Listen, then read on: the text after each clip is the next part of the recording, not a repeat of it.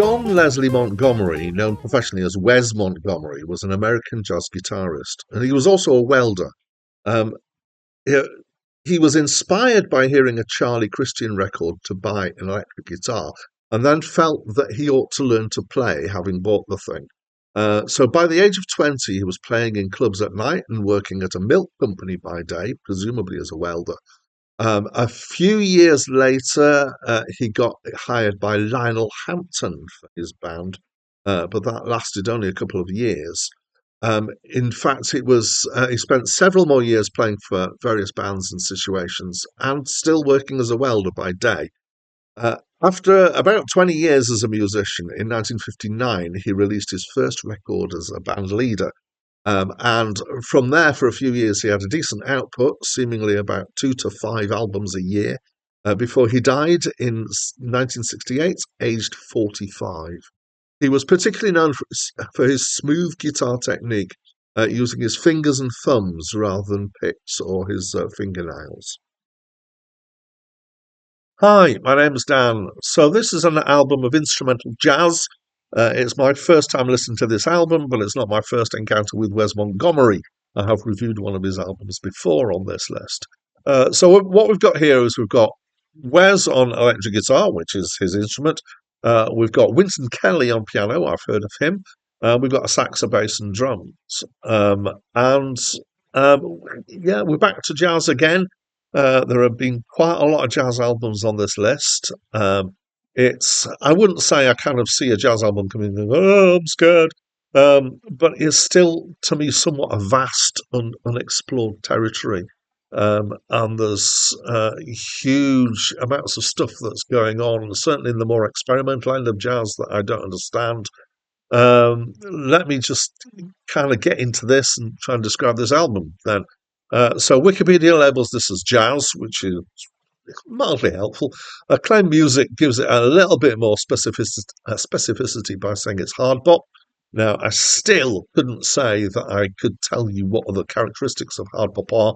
I keep looking it up and going, oh, yes, and then I keep forgetting. But I do find that albums that have been labelled as hard bop tend to be ones that I'm relatively up for.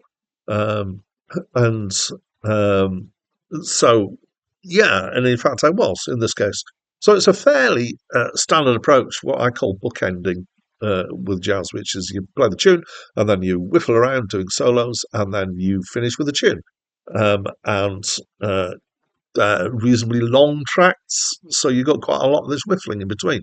Apart from the track I've grown accustomed to her face, which is a shorter track and is solo guitar and is gentler. The rest of it kind of makes you feel this is jazz, yes. And it does, this album, I would say, a better than average job of making my feet twitch. So I found it to be, jumping. Let's use a kind of jazz kind of word.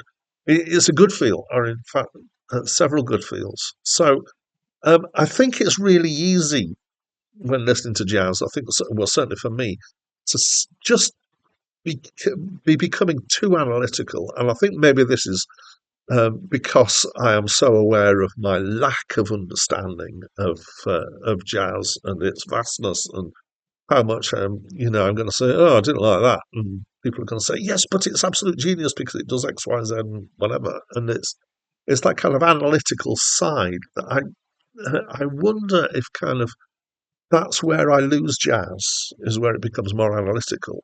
And I think that so there is probably very clever techniques in playing and the lines, and I can respect that.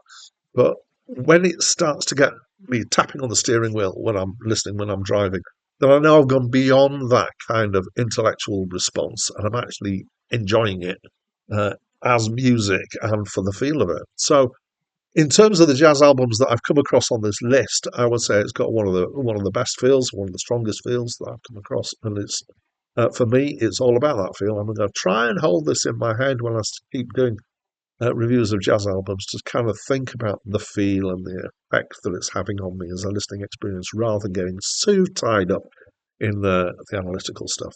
Anyway, so yeah, I enjoyed it, and as always, I'd like to invite you to tell me what you think of this album. Please do tell me. I'd love to hear from you. So do leave me a comment, and that's it from me for now.